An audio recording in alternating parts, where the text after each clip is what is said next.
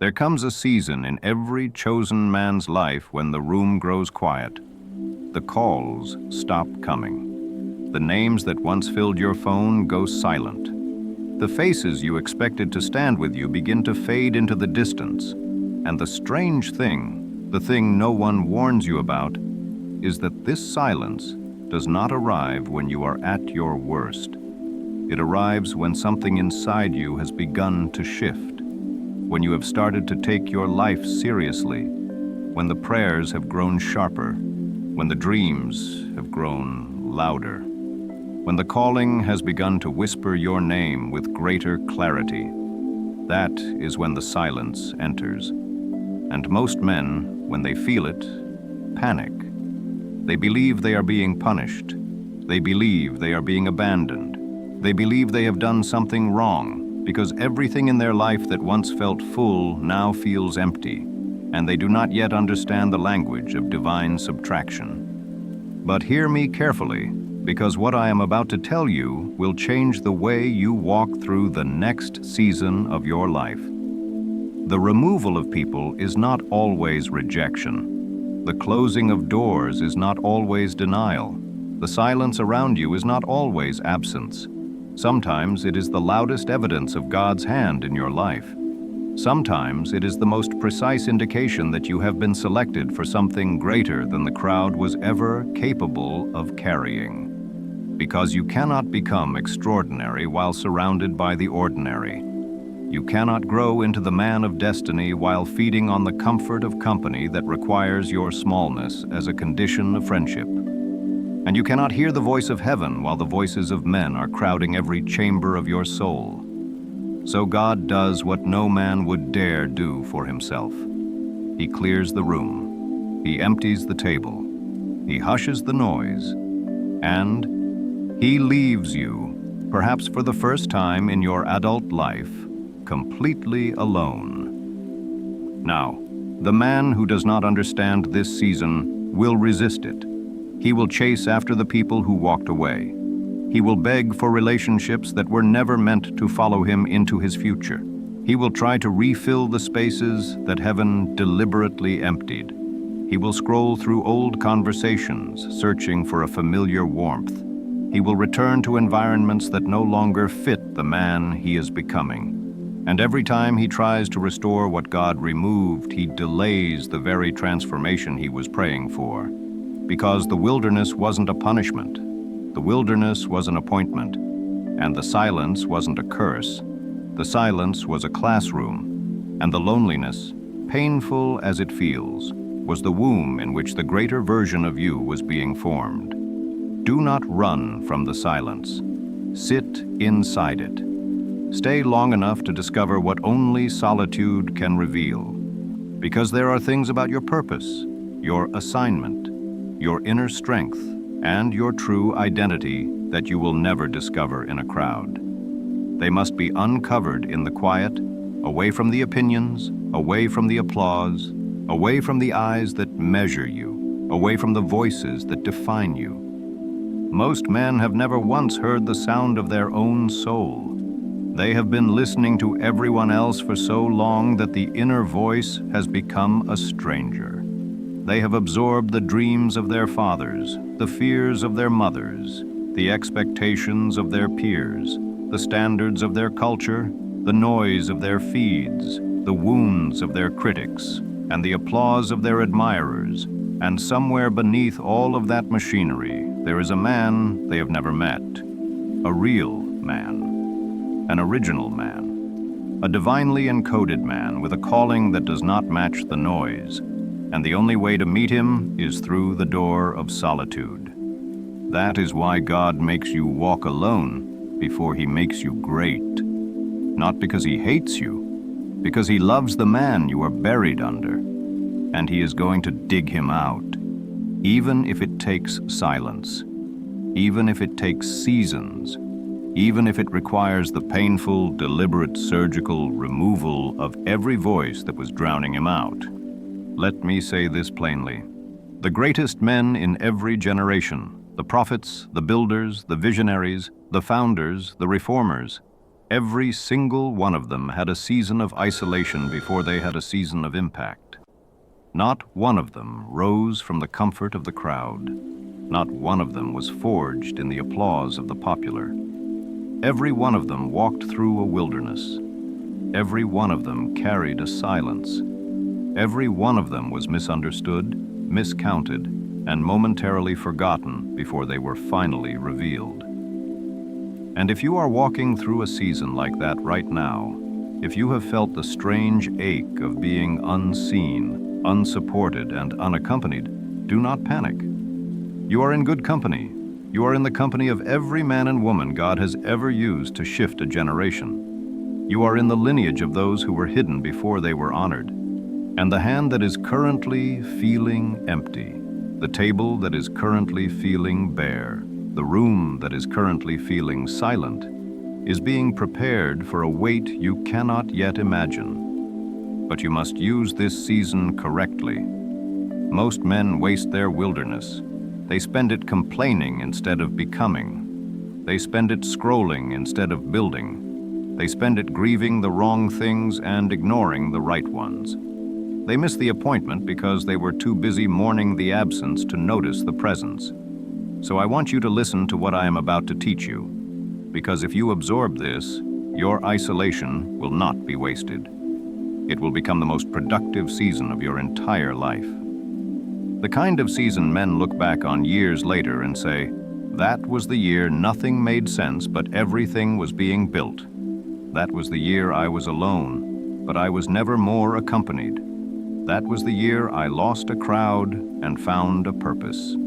That was the year the silence taught me what no teacher ever could." Here is the first thing you must understand. God does not remove what is necessary. He only removes what is no longer aligned. If someone has walked away from your life, it is because their assignment with you was either completed or compromised. If a door has closed, it is because the room behind it could not contain the man you are becoming. If an opportunity has dried up, it is because the version of you who would have accepted it would have built something far smaller than what is now being prepared. Stop interpreting subtraction as punishment. Subtraction is preparation. Heaven does not remove pieces from a man's life carelessly. It is precise. It is surgical. It is intentional. And what feels like loss in the moment is almost always the clearing of ground for something larger to be built. You cannot construct a cathedral on the foundation of a shed. The shed must be cleared.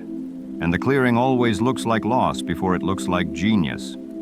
The second thing you must understand is that some of the people God removes were never enemies.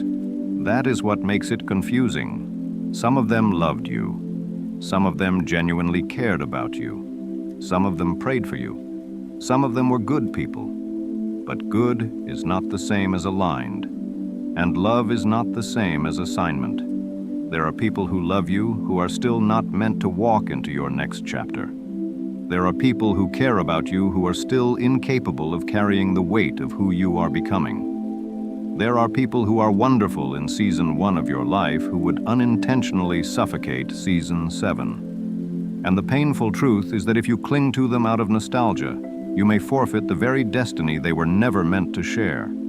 Honor what they were, bless what they gave, release what cannot continue, and keep walking. The road ahead is narrower than the road behind. That is not cruelty. That is concentration. Greatness lives in narrower spaces. The third thing you must understand is that loneliness and solitude are not the same thing. Loneliness is a wound. Solitude is a discipline. Loneliness says, "I am alone and I am suffering." Solitude says, "I am alone and I am working." Loneliness empties a man. Solitude fills him. Loneliness depletes the inner well. Solitude digs it deeper. And the choice between these two experiences is almost entirely a matter of interpretation and conduct. The same evening can be loneliness for one man and solitude for another. The same empty house. the same quiet morning, the same uneventful weekend. What separates the wounded man from the becoming man is not the circumstance. It is the use of the circumstance. The wounded man is being acted upon. The becoming man is acting. The wounded man is collapsing into his pain. The becoming man is converting his pain into structure. So if you are in a season of being alone, do not stay loneliness. Become solitude. Get up earlier. Read deeper. Pray longer. Write more. Build something. Train your body. Strengthen your craft. Sharpen your mind. Repair what has been neglected. Plant what should have been planted years ago. Let the silence work for you instead of against you. Now hear this carefully, because this is where most men fail. Solitude will reveal what company concealed. As long as you were surrounded by noise, you could hide from yourself. You could distract yourself from the unfinished projects, the unspoken truths, the unhealed wounds, the unread books, the undeveloped gifts, the unfaced fears. The crowd gave you somewhere to put your attention so you would never have to put it on the man in the mirror. But solitude does not allow that escape. Solitude turns you toward yourself. And the first few weeks of real solitude can be the most uncomfortable weeks of a man's life, because everything he has been avoiding suddenly has nowhere to hide. The procrastination is exposed. The fear is exposed. The laziness is exposed. The vanity is exposed. The double-mindedness is exposed. The shallow ambitions are exposed. The borrowed dreams are exposed.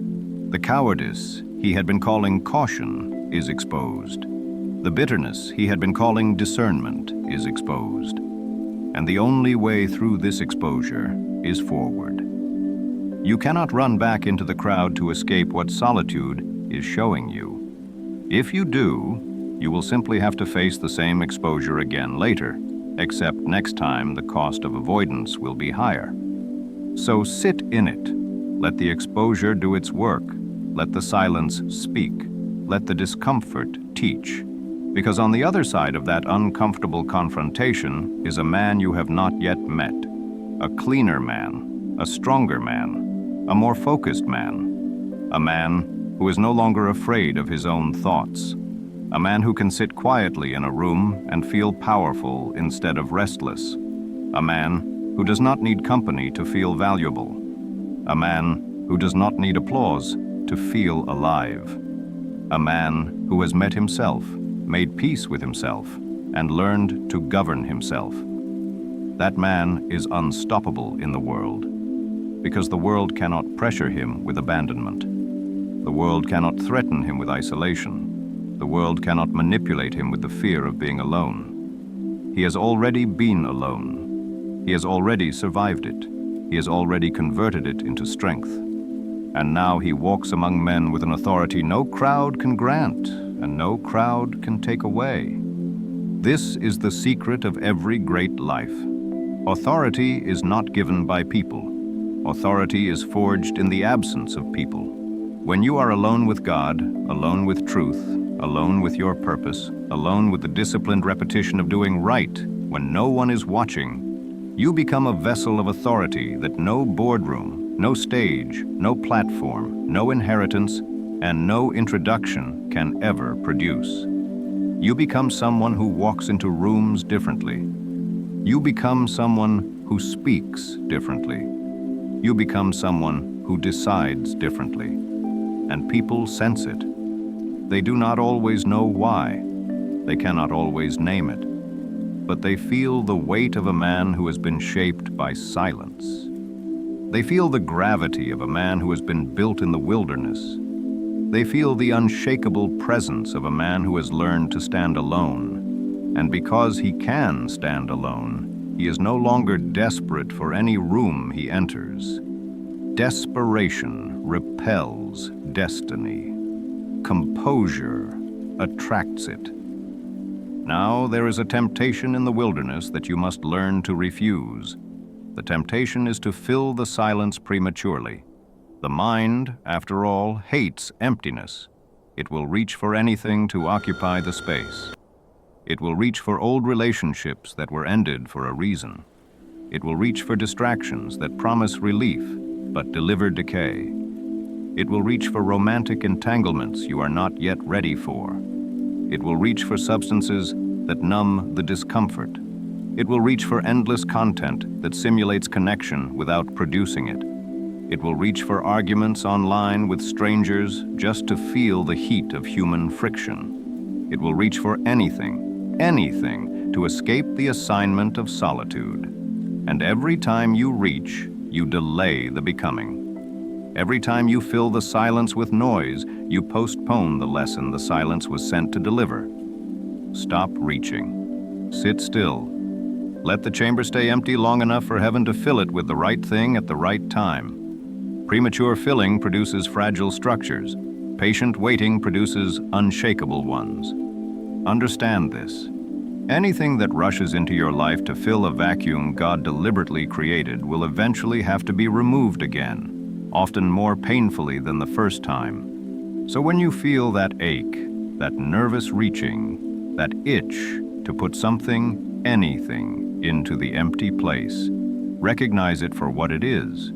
It is not need, it is impatience, and impatience is the thief of preparation. The man who can sit in an empty room without panicking is being prepared for a full room he can govern. The man who cannot sit alone for a single afternoon will never be trusted with the kind of influence that requires hours of unaccompanied decision-making. Solitude is not just a season, it is a skill. And it is the foundational skill of every life that ever bore lasting weight. While you are walking alone, you will be tempted to measure your life by what is visible. And what is visible may look like very little. There may be no announcements, no applause, no public progress, no one celebrating you, no one even noticing what you are doing. And the lower self will whisper, "Is any of this even working? Is anyone even seeing? Does any of this matter?" Hear me. Visibility is not the measure of progress. The deepest work of preparation happens underground, where no one can see it, including yourself sometimes.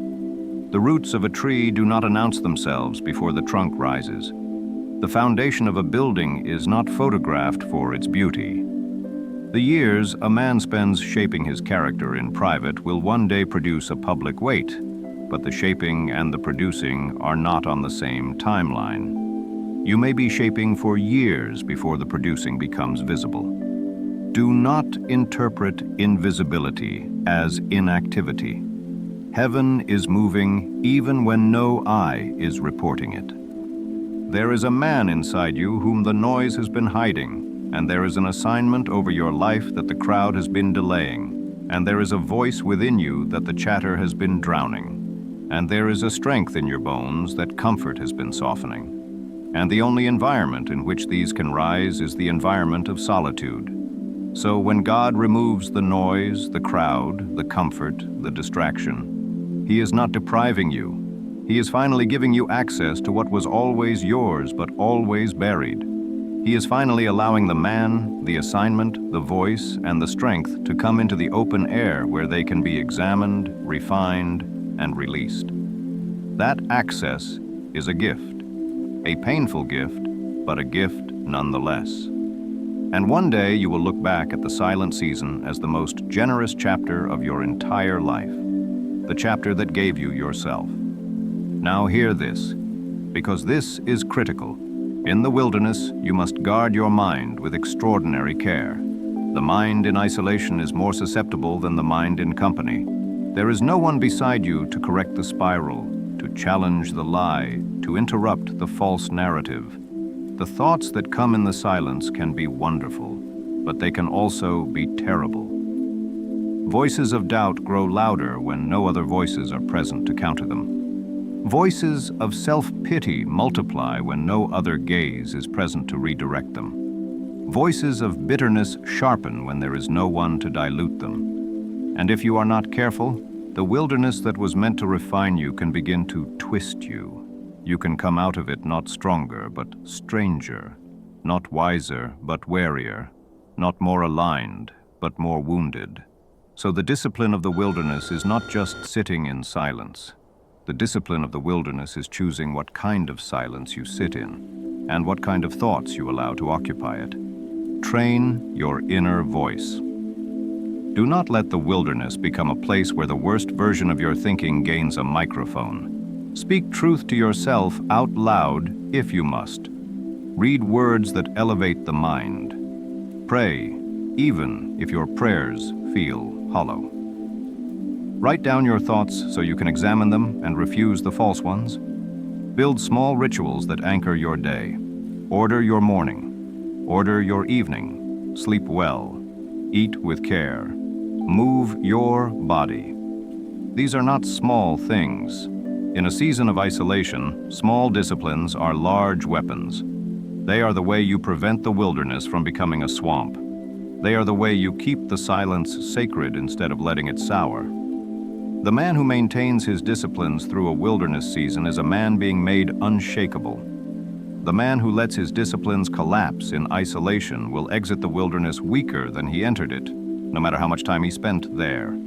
Time alone does not refine a man. Time alone plus discipline plus truth refines a man. Time alone plus laziness plus self-pity destroys him. Now, let me speak to something almost no one will tell you about the wilderness. The wilderness has voices, not external voices, internal ones. And these voices are louder in solitude than they ever were in the crowd, because the crowd used to drown them out. When everyone is talking, you cannot hear the whispers. But when the room goes quiet, the whispers become a chorus. Some of these whispers are sent to refine you. They are the voice of conscience, the voice of truth, the voice of conviction, the voice of the inner man who has been waiting years to be heard. Listen to those voices.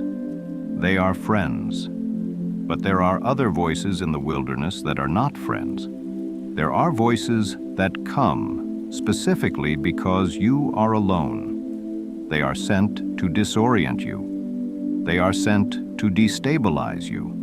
They are sent to convince you that your isolation is proof of your worthlessness, that your silence is proof of your abandonment, that your slow progress is proof of your insignificance. These voices come in the language of your deepest fears. They use the vocabulary of your oldest wounds.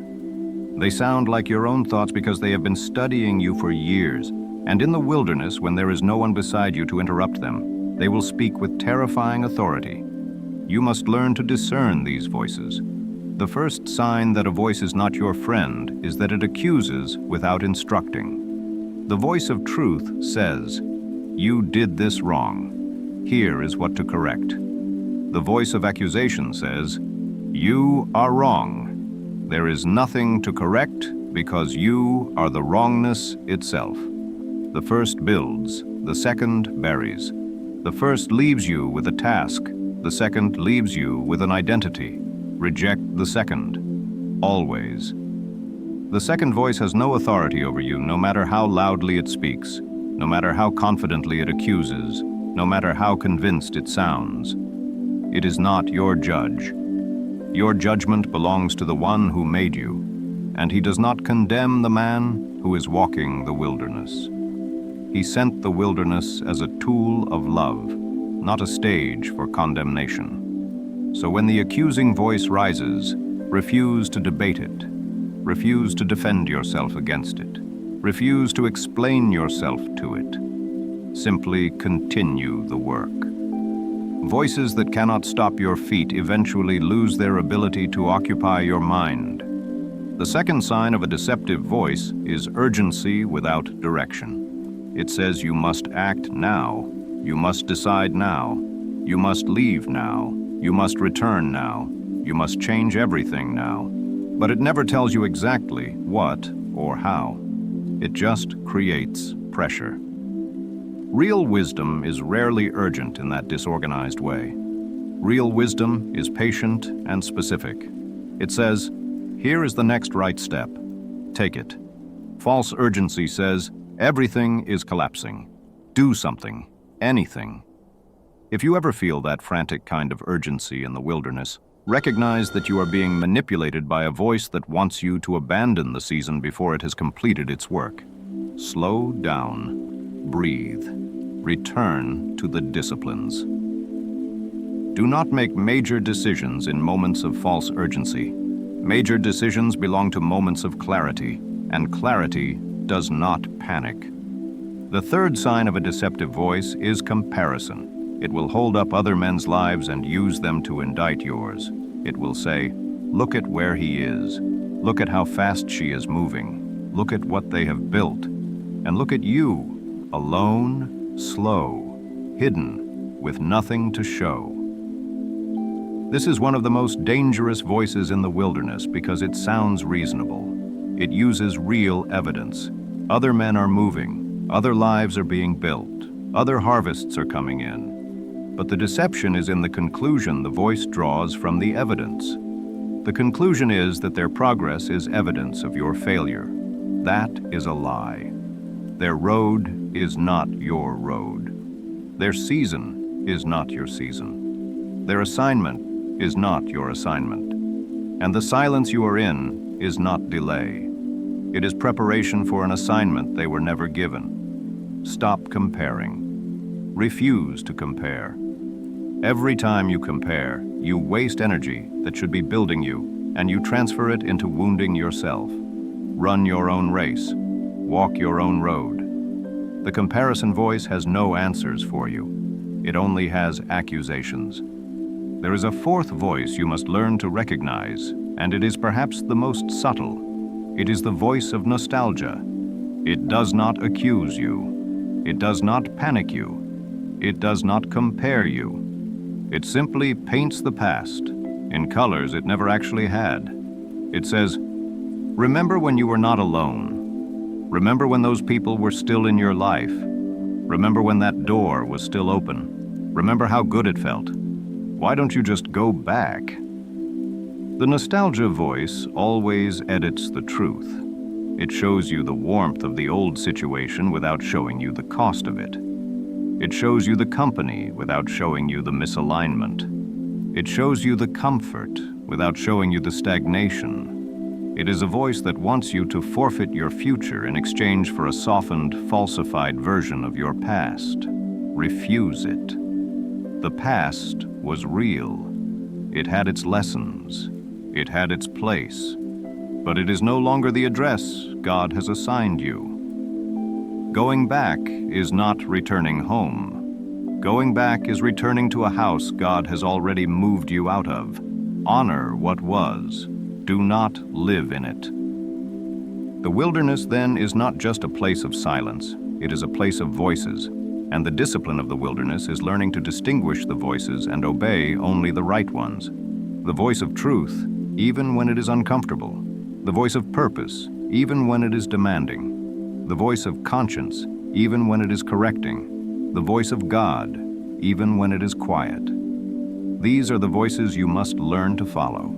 And the other voices, the accusing voice, the urgent voice, the comparing voice, the nostalgic voice, must learn that they have no authority in the chamber of your becoming. The man who masters this discernment exits the wilderness with a mind no one can manipulate. The world will throw 1,000 voices at him for the rest of his life, and he will sort them effortlessly because he learned to sort them in the silence, where every voice came one at a time, and he had to decide what to do with each. There is one more thing about the wilderness voices that you must understand. Some of the truest words you will ever hear about yourself, the warmest, most healing, most clarifying words, will also come in the wilderness. The same silence that allowed the accusing voices to be heard also allows the affirming voice to be heard. The voice that says, "You are loved, you are chosen, you are seen, you are being built. The road is real, the calling is real, keep walking." This voice is not loud. It does not announce itself with thunder. It speaks in the quiet, often in the early morning, often in the late evening, often in moments when you are not striving to hear anything at all. And when it speaks, you will know it. It will not match the language of your fears. It will not echo the script of your wounds.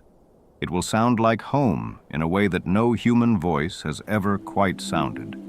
Cherish those moments. Write them down if you can. They are the deposits of heaven into the account of a man being shaped in private. They will sustain you through the parts of the road that are still ahead. You may feel forgotten in the silence. You are not. The most expensive seasons of your life are the seasons no one sees. Heaven is not absent in the silence. Heaven is intimate in the silence. The reason it feels different is because you are no longer experiencing God through the filter of crowd-approved noise. You are experiencing Him directly. And direct experience is unfamiliar to most men. It feels at first like absence because the man has only ever known the indirect signals, the big moments, the high services, the emotional events. But the slow, steady, sustained presence of God in the daily quiet, the kind of presence that does not produce fireworks but produces foundations, is a presence most men have never known. It will be unfamiliar at first. Do not mistake the unfamiliarity for absence. Heaven is closest in the still hours. You are not abandoned. You are being intimately constructed. Let me tell you what the wilderness is actually producing in you. It is producing self-government, the capacity to direct your own life without external props. It is producing inner authority, the unshakable knowing of who you are and what you are called to do, regardless of who agrees. It is producing patience, the ability to wait without becoming bitter and to walk without becoming weary. It is producing clarity, the merciless capacity to see what is true, even when it is uncomfortable. It is producing endurance, the strength to continue when the road is long and the witnesses are few. It is producing humility, the kind that does not bow to people, but bows to truth. It is producing depth, the kind that cannot be acquired in 5 minutes of inspiration, but only in 500 mornings of disciplined return.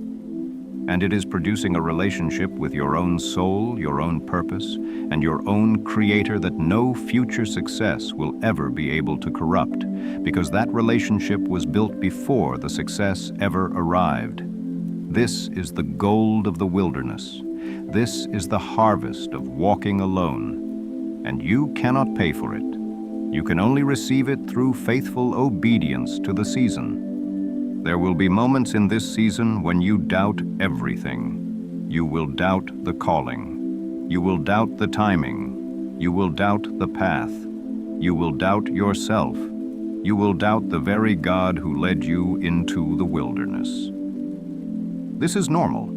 Every man who has walked this road has wrestled with these doubts at some point. The doubt is not the disqualifier. The surrender to doubt is. So when the doubt rises, do not argue with it. Do not entertain it. Do not let it gather a courtroom in your mind. Simply continue. Continue the morning routine. Continue the disciplined work. Continue the quiet preparation. Continue the unwitnessed obedience. Doubt cannot survive sustained action. It can defeat a thinking man, but it cannot defeat a building man. So keep building, keep training, keep praying, keep walking. The doubt will weaken when it discovers it cannot stop your feet. And one morning you will wake up and notice that the inner voice has shifted from, "Will this ever work?" to, "This is working. I am being formed." Now, the wilderness is not forever. This is something you must remember in the depths of it. God does not leave a man alone forever. The isolation has a duration. The silence has an end point. The empty room has a tenant on the way. But the timing is not yours to control. And the worst thing you can do is try to shortcut the season. The wilderness ends when the man it was designed to produce has been produced, not before. So stop measuring the season by days on a calendar. Measure it by the formation inside you. Ask yourself, am I more disciplined than I was? Am I more grounded than I was? Am I more aligned with my purpose than I was? Am I more honest with myself than I was? Am I more capable of standing alone than I was? Am I less dependent on approval than I was? Am I more trustworthy with my own promises than I was? These are the real metrics. And as these inner metrics rise, the season is doing exactly what it was sent to do. When the wilderness has done its work, things will begin to shift. You will not have to announce it. You will not have to force it. The right people will start appearing. Not the old people. New people. People who match the new man. People who can carry the weight of who you are becoming. People who have walked their own wilderness and recognize the marks of yours. People who are not impressed by the wrong things and not intimidated by the right ones. The right opportunities will begin opening, not the loud ones you used to chase, the aligned ones, the ones that fit the assignment you discovered in the silence. The right resources will begin gathering, not in the chaotic surplus you once imagined, but in the steady, ordered supply that matches the steady, ordered man you have become. This is what the wilderness produces, not just an inner change, but eventually an outer alignment. The world begins to respond to the new man because the new man is no longer broadcasting the old frequency. But here is the warning. When the new doors open, do not run through them like the old man. Walk through them like the new man. The version of you who entered the wilderness was not equipped to handle what the version of you who exits it will be offered. Do not betray the formation. Do not undo the work. The temptation, when blessing returns, is to celebrate so loudly that you abandon the disciplines that produced the readiness. Do not do that. Take the discipline with you. Take the silence with you. Take the morning hour with you. Take the inner authority with you. Take the patience with you. Take the humility with you. The wilderness is not just a season you survive. It is a kingdom you carry. The man who carries his wilderness disciplines into his moment of elevation becomes unshakable. The man who leaves them behind becomes a cautionary tale. I want to speak to the part of you that is afraid right now. The part of you that hears all of this and wonders if you can actually walk the road. The part of you that feels too tired, too unsupported, too uncertain, too wounded to become the man this season is shaping. Hear me. You do not have to feel ready to become ready. You do not have to have answers to take the next step. You do not have to understand the whole road to walk the next mile of it. You only have to be willing to sit in the silence one more morning, willing to read one more chapter of something that strengthens your mind, willing to keep one more small promise to yourself, willing to refuse one more temptation to numb the discomfort, willing to write one more honest sentence, willing to pray one more honest prayer. The wilderness is walked in small acts of obedience, not heroic leaps. And every small act of obedience is a deposit in the account of the man you are becoming. Eventually, that account becomes large enough to fund a different kind of life. You are not behind. You are not late. You are not forgotten. You are not disqualified. You are not too far gone. You are not the only one walking this road. You are not the first to feel the strange ache of a chamber that is empty. You are not the last to wonder if anything is being built. You are simply at a stage of the road that is sacred, but uncomfortable. And the discomfort is not a sign that you are off course. It is a sign that the course is doing what it was designed to do. Stay on the road. Do not turn back. Do not run sideways. Do not surrender. The man who walks through the wilderness without abandoning his discipline emerges into a kind of life the comfortable man can never access. Not because he is more talented, because he was willing to be alone long enough to be made. There is something else you must hear. The wilderness will refine your relationships permanently. You will not return to the same circle. Some of the people you thought you would lose will come back, but in a different posture. Some of the people you thought would always be there will not return, and that is appropriate.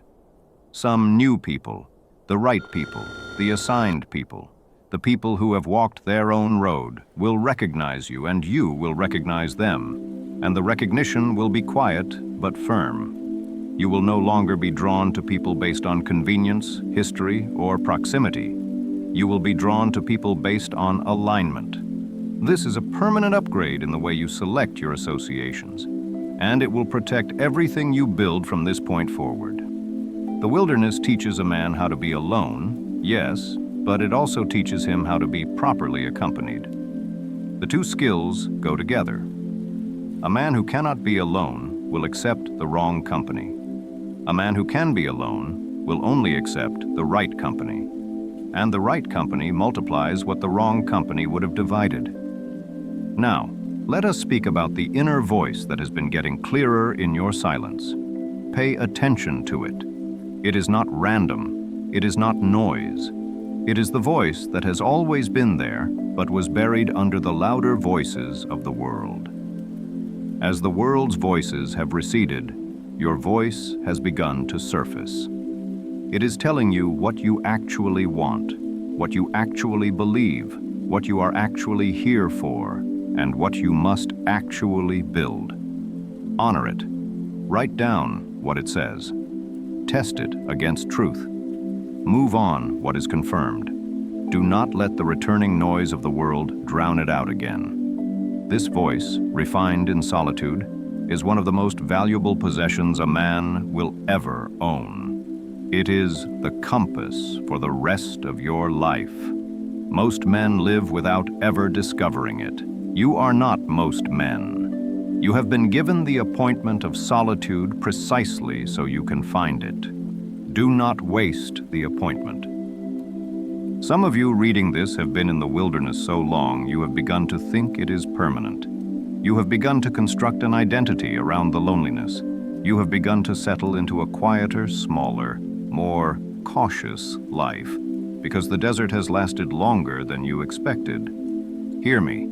Do not build a permanent residence in a season that was meant to be temporary. The wilderness was a school, not a home. The desert was a forge, not a destination. The silence was a chamber, not a tomb. You are not supposed to live there forever. You are supposed to be shaped there, and then you are supposed to emerge. So if the season has been long, do not surrender to it. Continue the work, but lift your eyes. The road has a turn. The chapter has a close. The man you have been becoming has a release date. You will not always be alone. You will not always be unseen. You will not always be unaccompanied. But when the doors open, what will matter is who you became while they were closed. So focus on the becoming. The doors will handle themselves at the appointed time. Let me give you a discipline that will serve you in this season more than almost any other. It is the discipline of gratitude in the wilderness.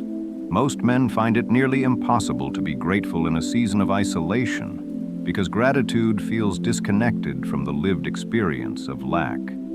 But gratitude in the wilderness is not denial. It is recognition. Recognition that you are not what you used to be. Recognition that something is being built. Recognition that this season, painful as it is producing things that no other season could produce.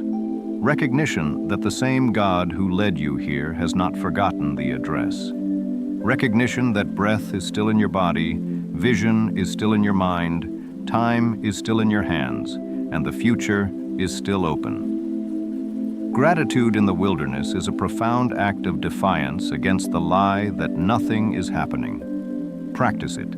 Say the gratitudes out loud. Write them down. Repeat them when the silence feels heavy. They will not change the season, but they will change you in the season. And the change in you is the entire point. You have come a long way already by listening this far. Most men cannot even sit with content like this long enough for it to penetrate. They scroll past, they distract themselves, they consume, but never absorb. The fact that you are still here is itself evidence that something is being prepared in you. So let me speak to that prepared thing. Let me speak to the part of you that recognizes truth when it is told plainly. You did not stumble into this season by accident. The isolation you are walking through is not random. The silence is not meaningless. The empty chair, the unanswered text, the canceled plan, the closed door, the unreturned call, none of it is accident. It is a curriculum, and the curriculum has a graduate. You are the graduate. The man you are becoming, the disciplined, focused, aligned, sober, unshakable, undivided man, is being readied. And when he is finished, he will be released, not to the same world, to a new one, a larger one, a higher one, a weightier one. This is the moment to make a decision. Decide right now that you will not waste another day of this wilderness mourning what was removed. Decide that you will use this season for what it was sent to do. Decide that you will master the silence instead of being mastered by it. Decide that you will discover the voice inside you instead of running from it. Decide that you will become the man this chapter was designed to produce. Decide that you will not return to who you were, even if the door is opened. Decide that you will carry the disciplines you are learning in private into every public moment that follows. Decide that you will not be ruined by future blessing because you have been founded in present silence. This decision, made now in the quiet of where you sit, is one of the most important decisions of your entire life, because the decision is the difference between a man who emerges from the wilderness and a man who escapes it. The escaper goes back to what he was. The emerger walks into what he was made for. Stand up inside yourself. Even if you cannot stand up physically, stand up inwardly. Lift the chin of your soul. Stop apologizing for being alone. Stop explaining your silence to people who never sat in their own. Stop trying to convince anyone that you are okay. You are more than okay. You are being made. Most of the men who will one day stand on platforms, lead companies, raise families with depth, change communities, write the words that will outlive them, do the work that will matter, were once exactly where you are right now. Silent, hidden, misunderstood, alone, and they did not waste it. They built in it. They prayed in it. They prepared in it. They studied in it. They strengthened in it. They became in it. And when their season ended, they were ready, not because they were lucky, but because they had used the wilderness the way it was meant to be used. Use yours. The world has enough men who never spent a real hour with themselves. It does not need another one. It needs the man you are becoming in this silence. It is waiting for him, even if it does not know his name yet. So when the loneliness rises tonight, do not run. Sit with it. Speak to it. Tell it, you are not my home. You are my classroom, and I am here to learn what you have to teach me. When the doubt rises tomorrow morning, do not surrender to it. Speak to it. Tell it, you are not my voice. You are an echo of fear, and I am no longer ruled by echoes. When the temptation rises to fill the silence with the wrong thing, do not collapse. Speak to it. Tell it, I will not betray my preparation for a counterfeit comfort. I will wait for what is right.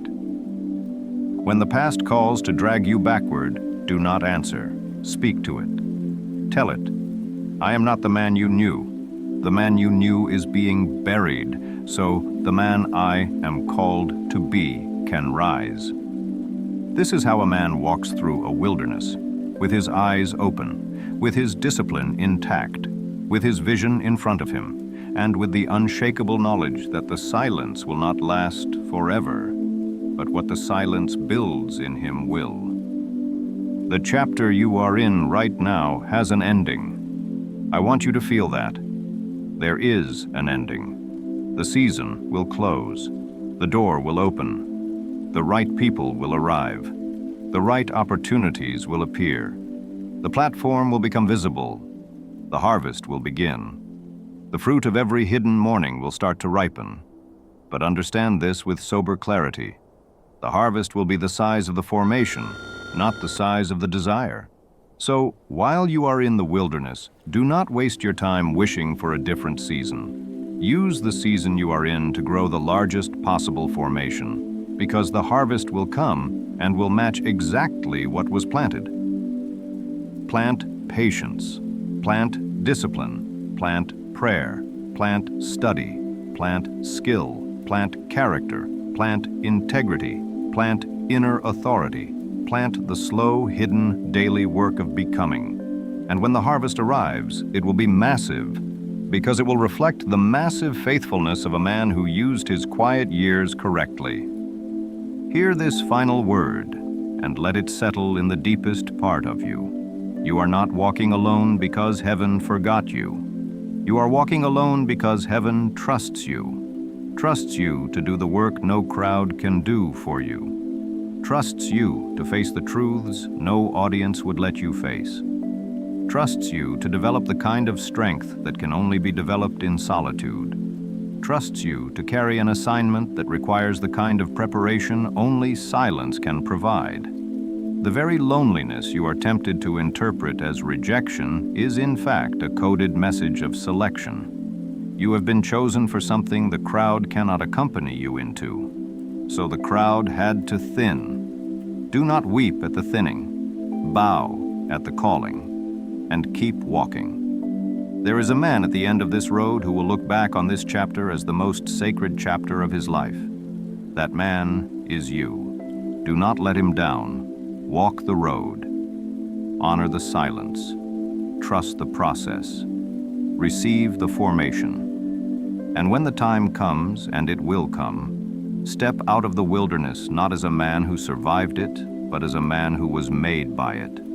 Step out as a man who can no longer be threatened by isolation because he has met it. As a man who can no longer be controlled by the fear of being alone because he has built a kingdom inside that loneliness.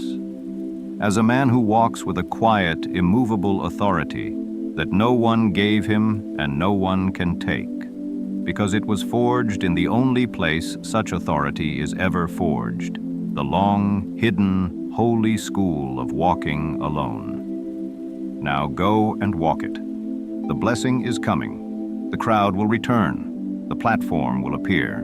The harvest will rise. But none of that is your concern today. Today, your only concern is this. Sit in the silence. Do the work.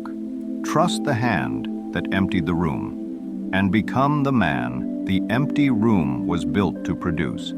Because when he finally walks out of it, the world will see him, and it will know, without anyone needing to explain, that this is not a man who was lifted by people.